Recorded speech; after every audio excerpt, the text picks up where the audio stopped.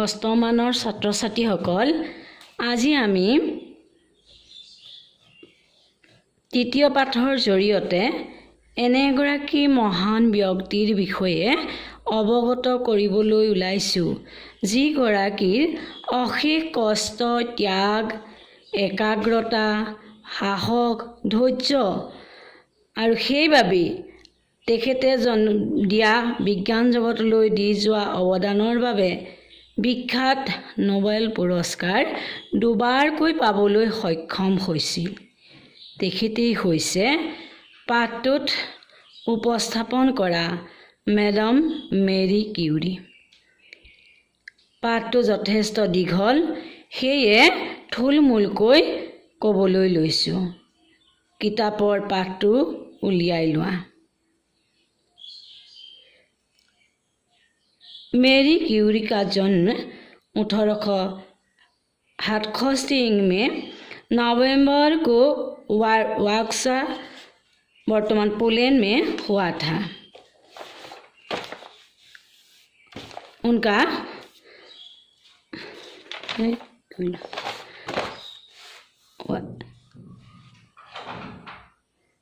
बचपन का नाम मारिया सुकुस्लुडोवस्का। उनके दोनों पिता माता अध्यापक थे। हाई स्कूल और स्नातक की परीक्षाओं में मेरी प्रथम श्रेणी में उत्तीर्ण हुई। उस समय वार्सा विश्वविद्यालय में महिलाओं का प्रवेश वर्जित थे। 1867 চনৰ 7 নৱেম্বৰত वार्सा वर्तमान पोलैंडत मेरी क्यूरीৰ জন্ম হৈছিল। তেওঁ বাল্যকালৰ নাম মাৰিয়া সুকুলুডোৱস্কা নামেৰে জনাজাত। তেখেতৰ দেউতাক আৰু মাক দুইজনী অধ্যাপক আছিল। সেই সময় এনেকুৱা আছিল, वार्सा বিদ্যালয়ত মহিলাও প্ৰৱেশত বৰ্জিত আছিল। মহিলাসকলে অংশগ্ৰহণ কৰিব নোৱাৰিছিল। आगे की पढ़ाई के लिए उन्होंने पेरिस के सोर्बोन विश्वविद्यालय में नामांकन कराने का निश्चय किया, लेकिन आर्थिक स्थिति ठीक न होने के कारण उन्हें यह फैसला बदलना पड़ा।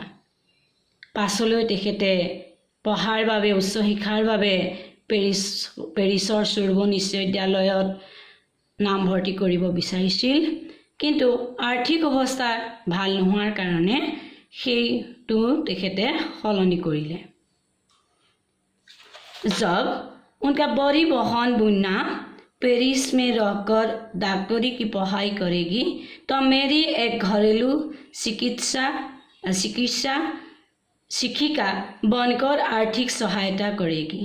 लेकिन 4 वर्ष के बाद मेरी एक नई भविष्य की बहकर 1991 में पेरिस के लिए रवाना हुई। যেতিয়া তেওঁৰ মাত কি হ'ল, ডাঙৰ বায়েক বুন্না পেৰিছত থাকি ডাক্তৰী পঢ়িবৰ কাৰণে বিচাৰিছিল, তেতিয়া মেৰীয়ে এগৰাকী ঘৰৰ কি হ'ল শিক্ষক হিচাপে তেওঁক আৰ্থিক দিশত সহায় কৰিব বিচাৰিছিল। কিন্তু অৱশেষত 4 বছৰৰ পাছত মেৰীয়ে এটা নতুন ভৱিষ্যতৰ দিশে আগবাঢ়িল আৰু 1891 চনত पेरिसলৈ তেখেত ৰাওনা হ'ল। आर्थिक स्थिति ठीक न होने के कारण मेरी की 6ठी मंजिल पर एक कमरा किराया, जहां गर्मी के अत्यधिक गर्म और सर्दी में बहुत ठंडा थी। पेरिस में ही उनका परिचय एक वैज्ञानिक से हुआ। नाम था पियरे क्यूरी। 1895 में पियरे क्यूरी और मेरी क्यूरी विवाह हुआ। 1897 में बड़ी बेटी आयरिन और 1904 में छोटी बेटी ईव का जन्म हुआ था। তেওঁলোকৰ আৰ্থিক স্থিতি ভাল টনকিয়াল নোহোৱাৰ কাৰণে মেৰীয়ে সমহলৰ ওপৰত এটা কোঠা ভাড়া লৈ ল'লে, য'ত অতি গৰমৰ দিনত অত্যাধিক গৰম আৰু ঠাণ্ডাৰ দিনত বহুত ঠাণ্ডা। এই পেৰিছত থাকোঁতে তেখেতৰ পৰিচয় এজন বৈজ্ঞানিকৰ লগত হ'ল আৰু তেওঁৰেই নাম আছিল পিয়ৰে কিউৰী। 1895 চনত পিয়ৰি কিউৰী আৰু মেৰী কিউৰীৰ বিবাহ হ'ল। 1897 তেওঁৰ ডাঙৰ জীয়েক আইৰিন আৰু 1904 চনত তেওঁৰ সৰু জীয়েক ইভৰ জন্ম হ'ল। मेरी एक सक्रिय नागरिक होने पर भी क्यूरी अपना पुलिस परिचय को खोना नहीं चाहती और दोनों बेटियों को भी पुलिस भाषा सिखाती और पोलैंड की सैर कराती थी। एगराकी सक्रिय फ्रेंच नागरिक हलेও তেখেতে কেৱল নিজৰ পুলিচ ভাষাটো পাহৰা নাছিল আৰু দুইগৰাকী জীয়েককে পুলিচ ভাষাটো শিকাইছিল আৰু পোলেণ্ডলৈ ভ্ৰমণ কৰিবলৈ পঠিয়াইছিল। इस बाद क्यूरी दंपति एक साधारण कमरे को प्रयोगशाला रूप देकर आरंभ किया। इसी शोध कार्य में उन्होंने शुद्ध यूरेनियम की जगह यूरेनियम खनिज का अधिक सक्रियता दिखा। उन्होंने प्रमाणित किया यही है मिश्रित यूरेनियम में कोई अज्ञात तत्व है। यही है पिट्सबेल्ट नामक खनिज तत्व है, किंतु पिट्सबेल्ट कोई असाधारण चीज नहीं। उसका मूल्य बहुत होने के कारण ऑस्ट्रिया सरकार ने उपहार स्वरूप शोध कार्य के लिए एक टन पिट्सबेल्ट दिया। दोनों महीने तक कई टन रासायनिक पदार्थ उबालकर परिष्करण काम किया। उबलते पदार्थों के लंबी शरीर से हिलाया, अनावश्यक तरल को फेंकना आदि सभी काम मेरी ने किया। यार पाछते किউৰী दंपतिয়ে এটা সাধাৰণ কোঠাৰ প্ৰয়োগশালাৰ অনুসন্ধান কাৰ্য আৰম্ভ কৰিলে আৰু এই অনুসন্ধান কোঠাতে কাৰ্যতে তেখেতলোকে শুদ্ধ ইউৰেনিয়ামৰ ঠাইত ইউৰেনিয়ামৰ খনিজক অধিক সক্ৰিয়তাক দেখিবলৈ পালে আৰু এইটোৱে তেওঁলোকে প্ৰমাণ কৰিলে এইটোৱে হৈছে মিশ্ৰিত ইউৰেনিয়াম আৰু এইটোৱে হৈছে অজ্ঞাত সেই তত্ত্বটো আৰু এইটো হৈছে পিটসবেল নামক এটা খনিজ তত্ত্ব। কিন্তু এই পিটসবেল ইমানেই দাম যে এইটো কোনো সাধাৰণ বস্তু নহয়, ইয়াৰ মূল্য অত্যাধিক আৰু সেই কাৰণে তেওঁলোকক অষ্ট্ৰিয়া চৰকাৰে উপহাৰ স্বৰূপে প্ৰয়োগশালাত অনুসন্ধান কাৰ্যত আৰম্ভ কৰিবৰ কাৰণে লগাবৰ বাবে 1 টন পিটসবেল দিবলৈ মান্তি হ'ল। দুয়োজনে মহিন 1 মাহ ধৰি কেইবা টন ৰাসায়নিক পদাৰ্থ উতলাই পৰিষ্কৰণ কাম কৰিলে। এই উতলোৱা পদাৰ্থখিনি দীঘল টাঙোনেৰে তেওঁলোকে কি হ'ল হিলালে লৰালে, অনাৱশ্যক তৰলখিনি দলিয়াই পেলালে আৰু এই সকলোবিলাক কোনে কৰিছিল জানানে কাম?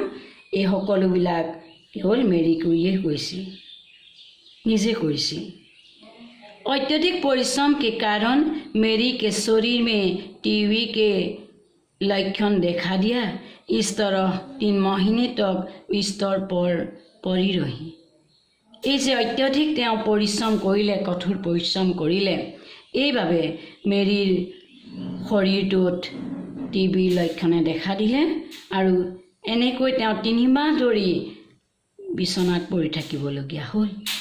দেখিছানে কিমান কষ্ট, ত্যাগ, একাগ্ৰতা, সাহস ধৈৰ্য এইবিলাকৰ কাৰণে কিমান কষ্ট কৰি তেওঁ আগবাঢ়ি গৈছিল।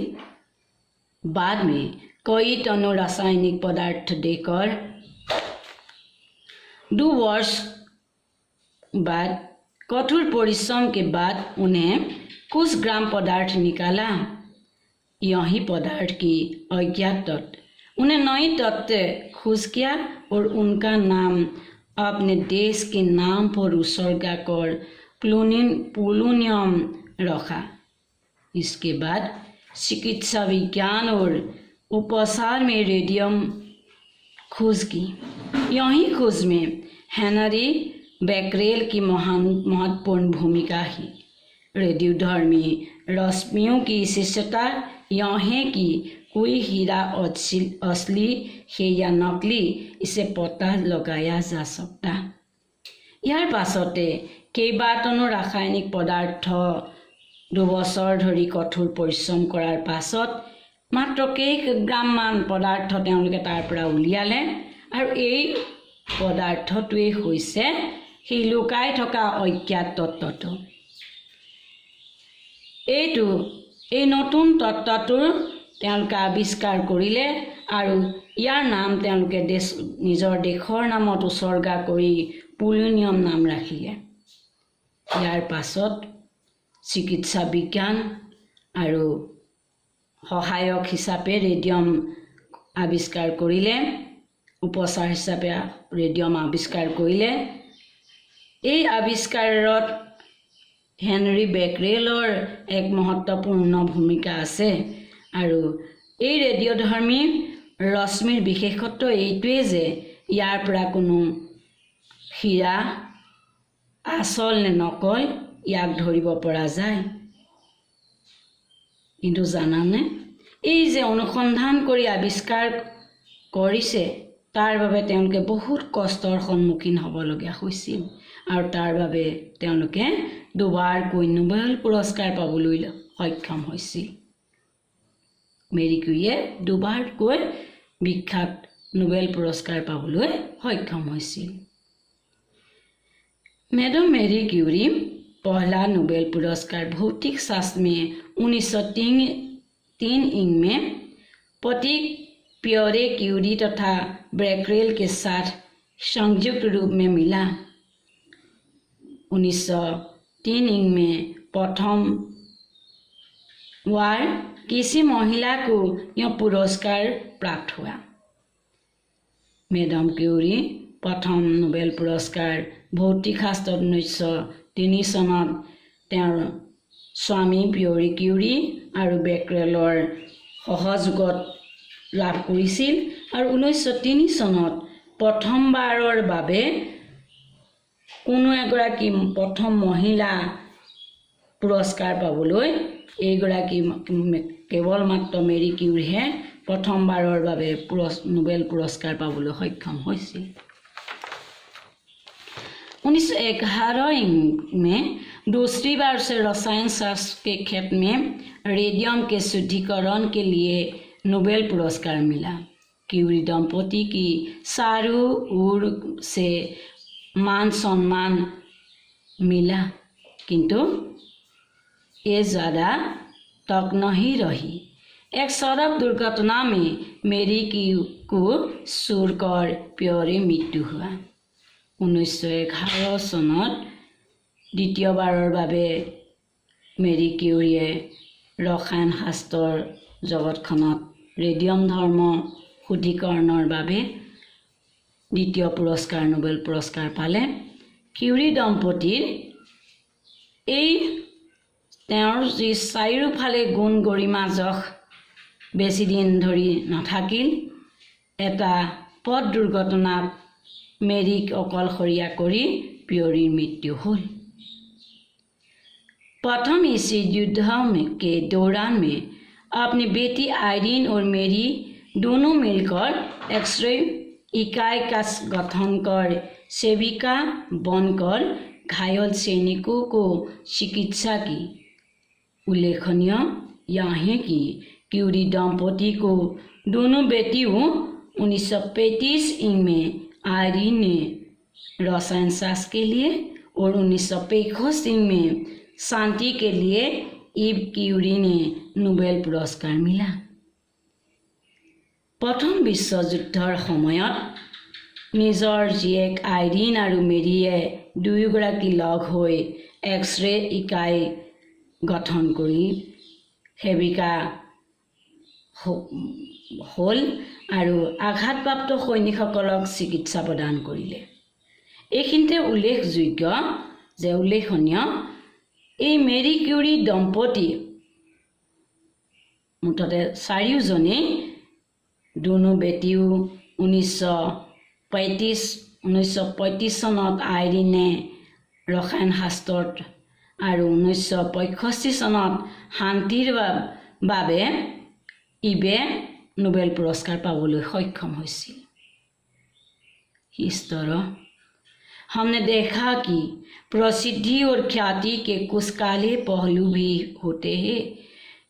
रेडियोधर्मी पदार्थों से निकली हुई किरणों के कारण उनकी जीवित कोशिकाओं के खतरा प्रभाव के कारण मेरी को एनीमिया और थकान का अनुभव हुआ और शरीर का कमजोर और खोखला के कारण अंत में 4 जुलाई 1934 में इनकी मृत्यु हुआ।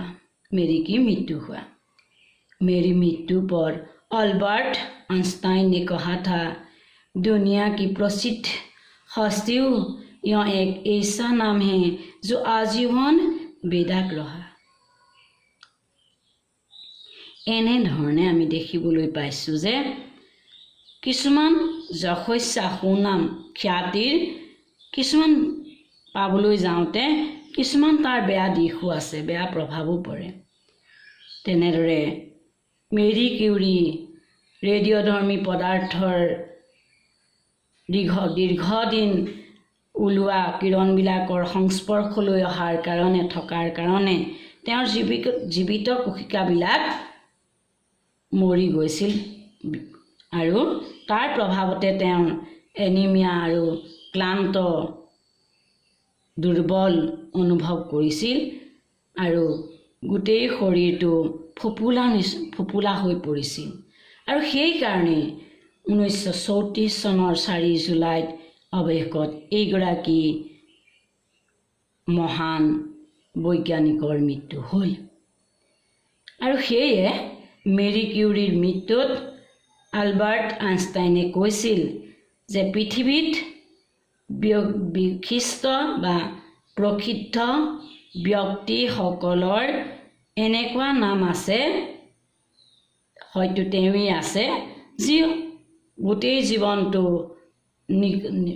কি হ'ল আজীৱন বেদাৰ্থা নিষ্কলুষতা, কোনো তেওঁৰ কলুষিত নাছিল। এতিয়া দেখিলানে আমি এই পাঠটোৰ জৰিয়তে কি পালোঁ? মেৰী কিউৰীয়ে তেওঁ বিজ্ঞান জগতলৈ দি যোৱা অৱদানৰ বাবে তেওঁ দুবাৰকৈ নোবেল পুৰস্কাৰ পাবলৈ সক্ষম হৈছিল আৰু কি হ'ল আমাক প্ৰেৰণা দিছে যে কষ্ট, ত্যাগ, সাধনা, একাগ্ৰতা, সাহস কি হ'ল কৰাৰ কাৰণেই থকাৰ কাৰণে তেওঁ বিজ্ঞান জগতলৈ দি যোৱা অৱদানৰ বাবেই নোবেল পুৰস্কাৰ পাবলৈ সক্ষম হৈছিল। হয়তো পাঠটো তোমালোকে বুজি পাইছা। এতিয়া পাঠটো নিজেও ভালকৈ কেইবাবাৰো পঢ়ি ইয়াৰ পৰা পাঠটোৰ পৰা 10টা নিজে প্ৰশ্ন উলিয়াই উত্তৰবিলাক দিবা। মই চাই দিম। আজিলৈ